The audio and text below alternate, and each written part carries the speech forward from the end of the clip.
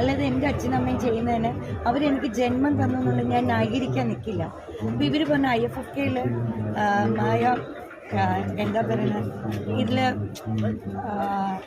മെമ്പറും കൂടിയല്ലേ, മെമ്പർ എന്ന് പറഞ്ഞാൽ ആ മെമ്പറല്ല, അവർ കമ്മിറ്റിയിലുണ്ടാണല്ലോ.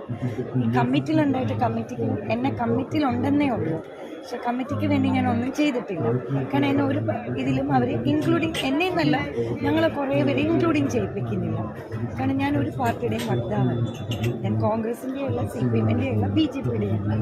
അപ്പം ആര് നല്ലതാണെങ്കിലും നല്ലത് പറയാൻ ഞാൻ ആദ്യം, ഇപ്പം EK നയനാർ സാർ നല്ലതാണെങ്കിൽ നല്ലതെന്ന് ഞാൻ പറഞ്ഞിട്ട്, ഉമ്മൻചാണ്ടി ആയാലും പറയും, ആരായാലും നമ്മൾ പറയാറുണ്ട്.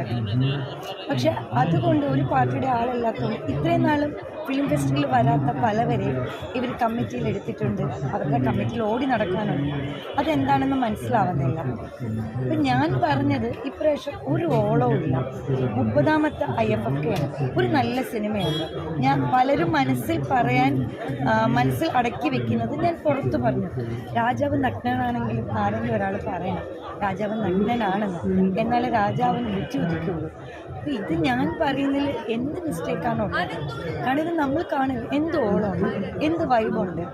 എത്ര പേരാണ് സിനിമ കാണാൻ അകത്ത് കയറുന്നത്? AC-ക്കകത്തിരുന്ന് ഉച്ചയ്ക്ക് ഉറങ്ങാൻ വേണ്ടിയാണ് പലരും കയറിയിരിക്കുന്നത്. എത്ര നല്ല സിനിമകളുണ്ട്.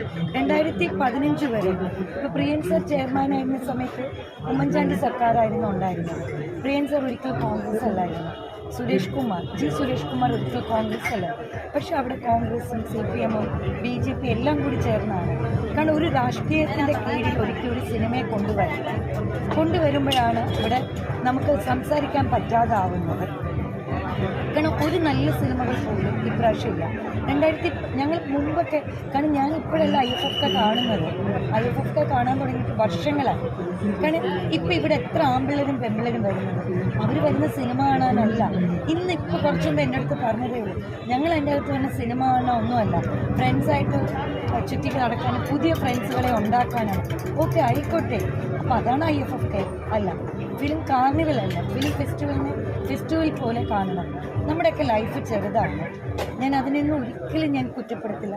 നമുക്ക് എല്ലാവരും അടിച്ചു പൊളിക്കട്ടെ. പക്ഷെ ഫിലിം ഫെസ്റ്റിവലിനെ ഫിലിം ഫെസ്റ്റിവലായിട്ട് കാണണം.